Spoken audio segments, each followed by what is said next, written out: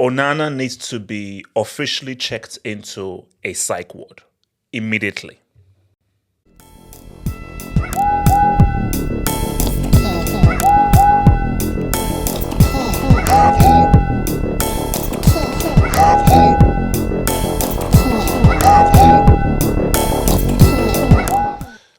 Does it mean something? Doesn't it mean something? Ultimately, it doesn't. This is a glorified friendly. The neighborhood Spider-Man community watch shield is a glorified friendly. But in certain cases, it does mean something. So let's say it was Chelsea against United. That's somewhat of a rivalry. Or City against, I don't know, like Liverpool. But because it's Man United and Man City, both clubs in the same city, the history of what Man United are about and what Man City have been doing, there can never be a friendly between both of these sides because the fans will never allow it. The fans will never allow it to be a friendly. And you could see by Bernardo Silva in how that foul he put on your boy Garnacho in terms of, no, guys, we ain't losing this, bro. We can't lose it, specifically after losing the FA Cup. Okay, I want to just start. Let me just, because I'm going to backtrack. So I'm going to just start with the penalty, then I'm just going to backtrack during the game, just to some points from the game. First off, he's the GOAT. Like, shout out to Buffon, shout out to Neuer, but we were lied to. Neuer is not the GOAT. Buffon is not the GOAT. The guy called the Black Spider, whatever, yes, no, it's not the GOAT. Casillas is not the GOAT. Schmeichel. Andre Olusegun Onana is the GOAT. He is the real goalkeeping GOAT. This is comedy. Like, he has to officially apply to be seen as a professional clown. He has to. You have to be seen as a professional clown. Here's the thing. I get what Onana is trying to do. I get what, because I've been a keeper one time because politics. So they showed me as a keeper one time back in school for penalties. And penalties, it's a psychological game. It's a mental game. And for the keeper, you're trying to psych out the attacker. This here doesn't work. If you're weak-minded, then it might work upon you because, put it this way, this is the idea of the keeper. If you're weak-minded, you are going to go bottom right. If you're weak-minded. If you're strong-minded, do whatever you want. Wherever, if I'm bottom left, I'm going bottom left. If I'm bottom right, I'm going bottom right. Because by the time I'm about to take it, the keeper is going to go back into the middle, and then it's a numbers game which favors the attacker. So this is meant to psych out very weak-minded people who are like, oh my gosh, there's loads of space there, let me go there. Or let me just try to bamboozle him and maybe go the opposite way because there's so much space there. Whatever the case may be, if you are confident in your ability, keeper can do whatever the heck he wants. He's going to go back into the middle, and I'm going to stick to the side that I wanted to go to. So for Onana, and I think, Haaland actually went bottom left to begin with. But Onana was back in the middle, and Haaland was like, look at this. Haaland was laughing at him. So I'm sorry, Onana, don't do this. This is stupid. So no, like, again, it's about making an educated guess. The numbers are against you. The numbers are against you for a keeper. It favors the attacker. All you can do as a keeper is just make an educated guess. You see, because like the Sancho one, that was a bad penalty. Evans sent that to he sent that back in time. So basically, like 10 minutes ago, or Evans sent that back in time. So, it is what it is. And for Silva, I don't know. I mean, what was he doing? But yeah, this was ridiculous. So shout out to City. So I don't know, just a few points that I want to pull out there. Impressive. People are saying that this is going to be the guy that's pretty much going to now make the next step up. This is the next big thing. And he does look impressive. It reminds me a lot of Foden. Left-footed, nice close control, nice dribbling, really got a good, nice low center of gravity. He looks good. And I do feel like if this is going to be a big season for him, he's had a pretty good preseason. And I feel that, especially in the absence of Alvarez, that's now a spot that he can now fill in, although you've got Savio in there, you've got Nunes in there. But I think based on just how impressive he's been in preseason, I think he can be good. So he's definitely going to get a few more minutes. And just from seeing what he's doing, I think City have another gem. I think City have another gem. But it's one thing playing a bit part in a few games here and there, like one game there, because I believe he scored the winning goal against Newcastle. I think it was a pass from De Bruyne. But to see whether he can now make the step up, because he's got the talent. This guy has got the touch. He easily passes the eye test. Great on the ball. But if City now call upon him for several games, several big games now play a key role, can he do that over a span of a season? It waits to be seen. Not the greatest game from your boy Haaland. Not the greatest game from your boy Haaland. I mean, because I feel he was hardly in the game. And there were a few moments where they gave him the ball, but I can't remember a moment Haaland actually had a shot on target. And it goes to the whole notion of Alvarez, bye-bye, see you, KDB, don't you dare go. Like, they're going to chain KDB to the freaking Etihad, because in terms of a guy who you know can supply Haaland and really give him the service he needs, that's KDB. I think because City played a very young team, so those young guys on that pitch, they were not giving Haaland the cheddar he needs to now feast. But I think the guy that can really cook up a meal for Haaland to feast, that's your boy KDB. That can be your boy Bernardo Silva. And who knows, that could be your boy Savio. So, yeah, again, maybe I'm wrong. I don't think he had a shot on target. I really do not think he had a shot on target. So, because I think Haaland struggled this past season, even if he got G's, but it was not as good as 2 seasons ago. So I think Pep has, because look, he is a tree trunk. 100%, he's an anvil. So okay, he is an anvil, but the guy's a freaking tree trunk. But he's a tree trunk that is extremely good at scoring goals. So Pep, you've got to play to the strengths of this tree trunk.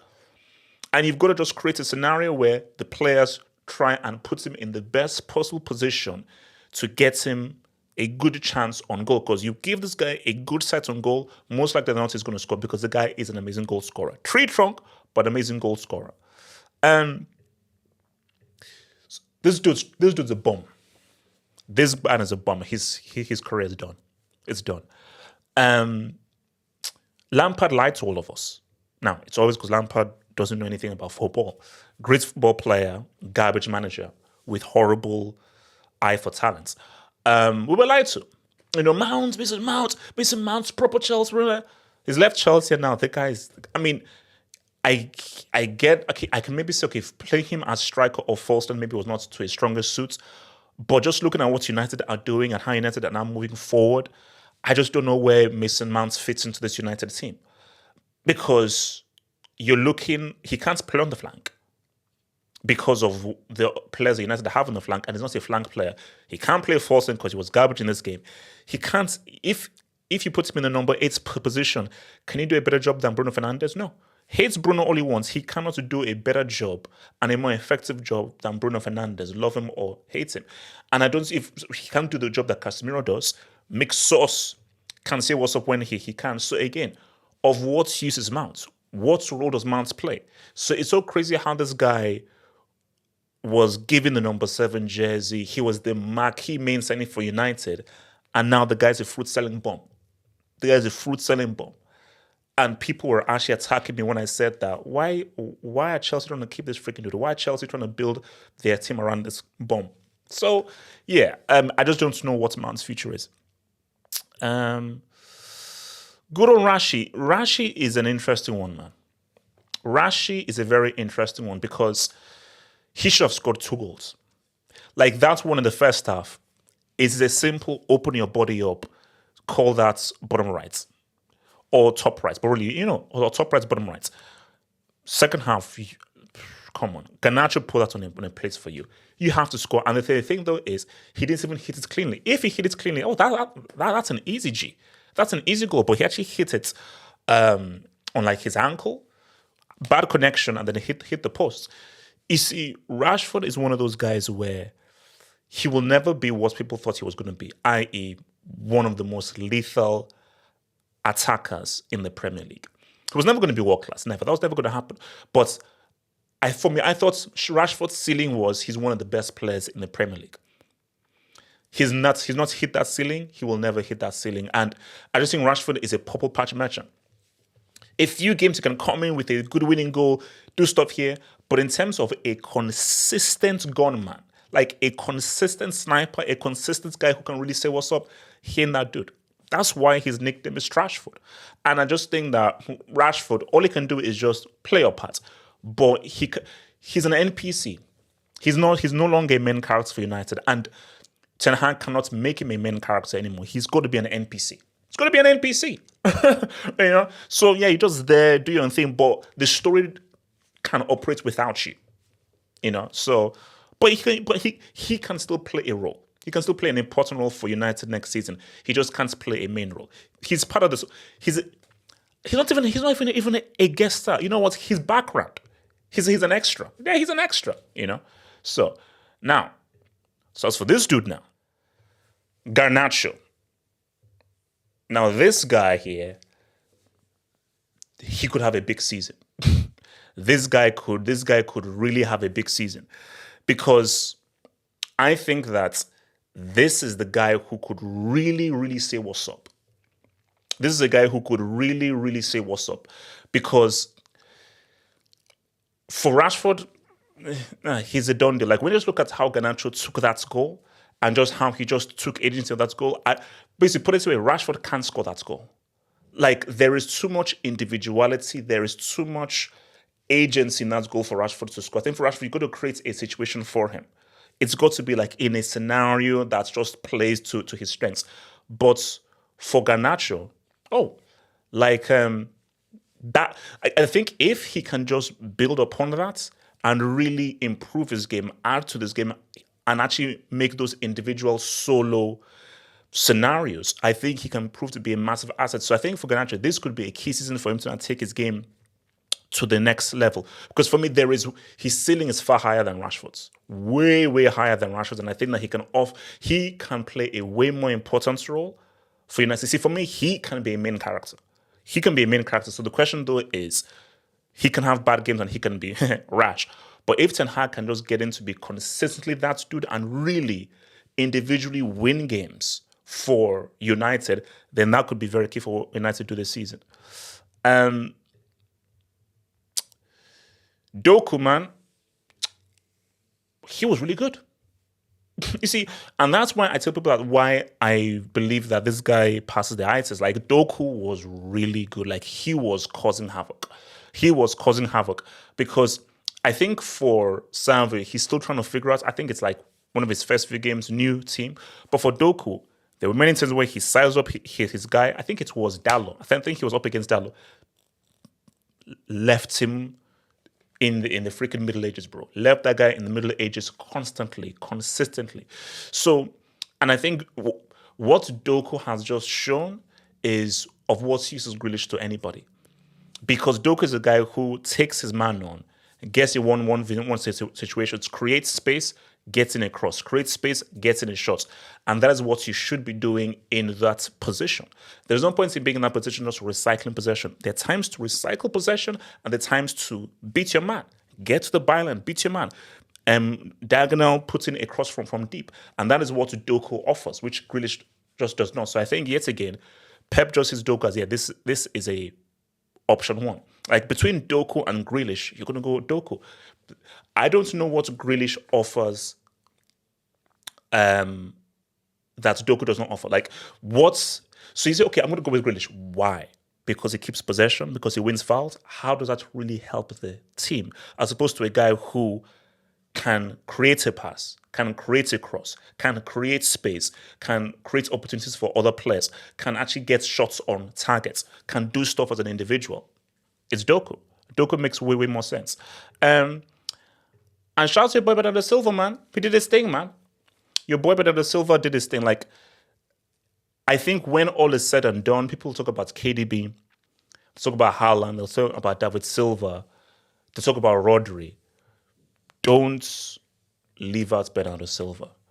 Bernardo Silva has played an incredibly crucial goal for City in terms of how consistent he's been, performances, how many important goals he has scored. Look at a lot of City's games, whether in the UCL or in the Premier League. Bernardo Silva has either had great performances or he's made key crucial plays for Man City. Yeah, it's just a Community Shield, but I'm just talking at a bigger scenario, like on all fronts, UCL, Premier League, FA Cup, he has come up clutch for City. So when all is said and done, you have Bernardo Silva's name has to be etched in this dynasty. Because I do believe that people will say KDB, Rodri, David Silva, Yaya Toure, and several names before Bernardo Silva. Bernardo Silva needs to be put amongst those names. He has to be put amongst the names of KDB, Yaya Toure, David Silva, Rodri, Aguero, and a lot of these crucial guys, company, that have played a role. Because Bernardo Silva, I would argue he's been one of the most important players for Pep. I would argue, like, I don't want to say something, I could say something a little more controversial, but I'm going to relax. But I can make an argument he has been I can make an argument that he's been at least top 3 most important players for Pep. I don't want to name the other 2. He's top 3. I don't know what's other, but he's top 3 most important players for Pep and this dynasty. So look, man, how do we assess things? For Pep, can anybody stop him? You see, it's still wild that he's done 4 in a row. Like, that is actually still scary that he's done that. I'm like, did this dude really do 4 in a row? Did this guy actually really do 4 in a row? Like, that's for me, it's scary. It's scary that he's doing 4 in a row. Please don't let him do 5 in a row. 4 in a row is still bad. And we still have to have a real discussion as to how you've allowed him to do 4 in a row. Don't let him do 5 in a row. Please don't let him do 5 in a row. But I'm sorry. I'm not betting against Pep. Do I believe Arsenal can beat City to the title? Do I believe United can beat them to the title? Like, what is the alternative? Arsenal are the closest thing, but I would be a fool to say I'm going to put money on Arsenal. If I was a betting man, say, no, you've got to put your own hard-earned money on who you think is going to win the league. It's Pep and City. As crazy as it seems to be, like, is a team really going to do 5 in a row in the Premier League? But at the same time, I never thought a team would do 4 in a row in the Premier League. Like, 3 in a row is one thing, but 4? But is the team now going to do 5? Because 5 seems insane. Because this ain't the Bundesliga.